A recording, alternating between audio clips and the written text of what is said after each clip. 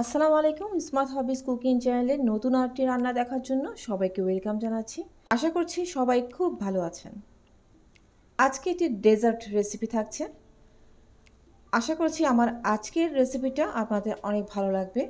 যদি ভালো লেগে থাকে আমার রেসিপিটি প্রিয়জনদের সাথে বেশি করে শেয়ার করে নেবেন। আর সেই সাথে যারা নতুন দেখছেন তাদেরকে রিকোয়েস্ট করছি চ্যানেলটিকে সাবস্ক্রাইব করে আমাকে সাপোর্ট করার জন্য। করে দেখাবো আজকে ক্রিম ফ্রুট কাস্টার্ড। প্রথমে আমি কাস্টার্ড তৈরির জন্য প্রায় 1 কাপ হুইপ ক্রিম নিয়ে নিচ্ছি। সেই সাথে দিয়ে দিচ্ছি 2 টেবিল চামচ কনডেন্সড মিল্ক।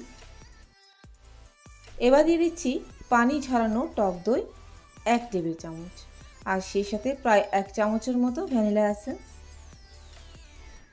এখানে আমি ভিভো হুইপ ক্রিম ইউজ করছি, তো ভিভো হুইপ ক্রিম একটু মিষ্টি হয়, সেই জন্য কনডেন্সড মিল্ক আমি কম দিচ্ছি। আপনারা আপনাদের স্বাদ বুঝে কমিয়ে বাড়িয়ে দিতে পারেন।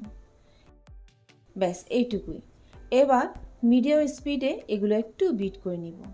এই ধরুন 2 থেকে 3 মিনিটের মতো। বিট করা শেষ হয়ে গেছে। এবার এতে আমি কিছু ফ্রুট অ্যাড করছি। আগেই কিছু কলা, আঙ্গুর, আপেল আমি কেটে রেখেছিলাম ছোট ছোট কিউব করে। সাইজটা আপনারা আপনাদের পছন্দ মতো করে নেবেন।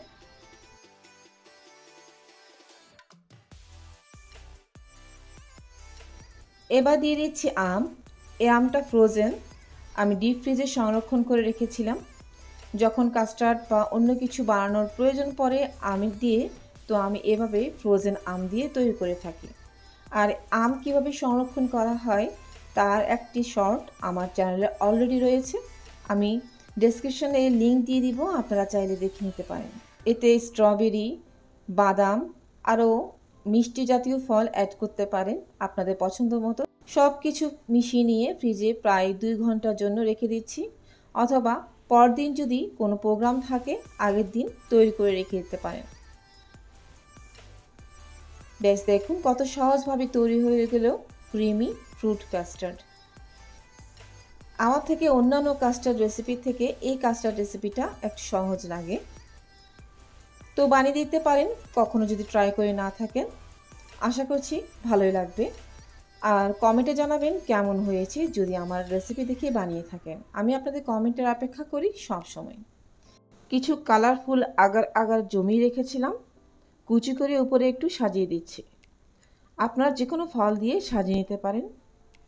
আর যারা ফেসবুক থেকে দেখছেন আমার ফেসবুক পেজে একটি ফলো দিয়ে রাখবেন। এতে করে দেখে নিন আমার পেজে আপলোড দেওয়া আরও অনেক অনেক ভিডিও আর টিপস।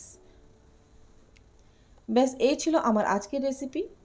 ইনশাল্লাহ নতুন কিছু নিয়ে খুব তাড়াতাড়ি আবারও দেখা হবে। ভালো থাকবেন সবাই। আল্লাহ হাফেজ।